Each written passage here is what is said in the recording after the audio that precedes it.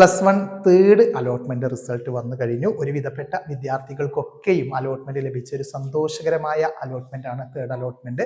ഇനി നിങ്ങൾ സ്കൂളിൽ പോയി പെർമനന്റ് അഡ്മിഷൻ എടുക്കുകയാണ് വേണ്ടത്. പെർമനന്റ് അഡ്മിഷൻ എടുക്കുന്നതിന് വേണ്ടി നിങ്ങൾ സമർപ്പിക്കേണ്ട ഡോക്യുമെന്റ്സ് ഇവയാണ്. ഒന്ന്, നിങ്ങളുടെ മാർക്ക് ലിസ്റ്റ്, അതുപോലെ തന്നെ TC, contact certificate, Aadhaar card, ration card. പിന്നെ നിങ്ങൾ സിംഗിൾ വിൻഡോ അപേക്ഷയിൽ നിങ്ങൾക്ക് എന്തെങ്കിലും ബോണസ് മാർക്ക് അവകാശപ്പെട്ടിട്ടുണ്ടെങ്കിൽ അത് തെളിയിക്കുന്നതിനുള്ള സർട്ടിഫിക്കറ്റ്സ്, ഉദാഹരണത്തിന് ക്ലബ് സർട്ടിഫിക്കറ്റ് പോലെയുള്ള സർട്ടിഫിക്കറ്റുകൾ. പിന്നെ അതുപോലെ തന്നെ നിങ്ങളുടെ ഒരു കോപ്പി ഫോട്ടോയും സമർപ്പിക്കേണ്ടതായിട്ടുണ്ട്, സ്കൂളിൽ നൽകേണ്ടതായിട്ടുണ്ട്. അത് പിന്നീട് സ്കൂളിൽ ക്ലാസ് തുടങ്ങി ശേഷം നൽകിയാലും മതി. ഇത്രയും ഡോക്യുമെന്റ്സ് നിങ്ങൾ നിർബന്ധമായും നൽകുക. അതുപോലെ തന്നെ നിങ്ങളുടെ ഫീസ്, നിങ്ങൾക്ക് ഏത് സ്ട്രീമിലാണോ ഫീസ് അലോട്ട്മെന്റ് ലഭിച്ചിട്ടുള്ളതെങ്കിൽ ആ സ്ട്രീമിന് വേണ്ട ഫീസും സ്കൂളിൽ നൽകേണ്ടതുണ്ട്. അത് നിങ്ങളുടെ അലോട്ട്മെന്റ് മെമ്മോയിൽ കൃത്യമായി രേഖപ്പെടുത്തിയിട്ടുണ്ടാവും. അലോട്ട്മെന്റ് മെമ്മോയുടെ പ്രിന്റ് കൂടെ അഡ്മിഷൻ എടുക്കുന്ന സമയത്ത് നിങ്ങൾ സമർപ്പിക്കാൻ പ്രത്യേകം ശ്രദ്ധിക്കുക.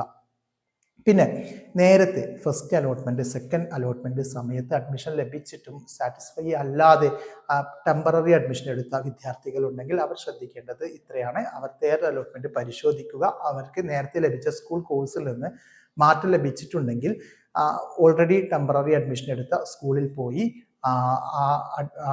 അന്ന് അഡ്മിഷന് വേണ്ടിയിട്ട് നൽകിയ ഡോക്യുമെന്റ്സ് ഉണ്ടാവും, ടെമ്പററി അഡ്മിഷൻ എടുക്കുന്നതിന് വേണ്ടി നൽകിയ ഡോക്യുമെന്റ്സ് ഉണ്ടാവും. അത് തിരിച്ചു വാങ്ങി ഇപ്പോൾ മാറ്റം ലഭിച്ച സ്കൂളിൽ കൊണ്ടുപോയി അത് നൽകുക. ഒപ്പം ഫീസും നൽകുക. ഇനി മാറ്റം ഒന്നും ലഭിച്ചിട്ടില്ല, അതേ സെക്കൻഡ് അലോട്ട്മെന്റ് ലഭിച്ച അതേ അവസ്ഥയിൽ തന്നെയാണ് തേർഡ് അലോട്ട്മെന്റിലും നിങ്ങൾക്ക് നോ ചേഞ്ചസ് എന്ന് പറയുന്ന സ്റ്റാറ്റസ് ആണ് വന്നിരിക്കുന്നതെങ്കിൽ നിങ്ങൾ നേരത്തെ അഡ്മിഷൻ എടുത്ത സ്കൂളിൽ പോയി നിങ്ങളുടെ ഫീസ് നൽകി പെർമനന്റ് അഡ്മിഷൻ ആക്കി മാറ്റുക. ഒരു കാരണവശാലും അലോട്ട്മെന്റ് ലഭിച്ചിട്ടും സ്കൂൾ കോഴ്സിൽ സാറ്റിസ്ഫൈ അല്ലെന്നും പറഞ്ഞ് അഡ്മിഷൻ എടുക്കാത്ത അവസ്ഥ ഉണ്ടാവരുത്. അത് നിങ്ങൾക്ക് പിന്നീട് സപ്ലിമെന്ററി അലോട്ട്മെന്റിനൊന്നും അലോട്ട്മെന്റ് ലഭിച്ച വിദ്യാർത്ഥികൾക്ക് വീണ്ടും അപേക്ഷ നൽകാനാവില്ല. അതുകൊണ്ട് അലോട്ട്മെന്റ് ലഭിച്ച വിദ്യാർത്ഥികൾ നിർബന്ധമായിട്ടും പോയി പെർമനന്റ് അഡ്മിഷൻ തന്നെ എടുക്കേണ്ടതുണ്ട്. ടെമ്പററി എന്ന് പറയുന്ന ഓപ്ഷൻ പരിപൂർണമായും തേർഡ് അലോട്ട്മെന്റോടുകൂടി തീർന്നു പോയി എന്നുള്ള കാര്യം മനസ്സിലാക്കുക.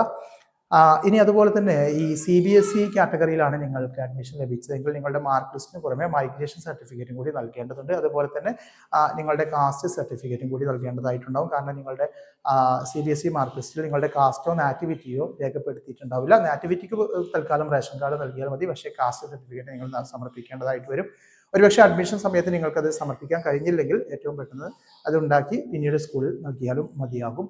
CBSE-കാരുടെ കാര്യമാണ് പറഞ്ഞത്. ഇനി ഇതുവരെയും അലോട്ട്മെന്റ് ലഭിക്കാത്ത വിദ്യാർത്ഥികൾ നിരാശപ്പെട്ടിരിക്കേണ്ടതൊന്നുമില്ല.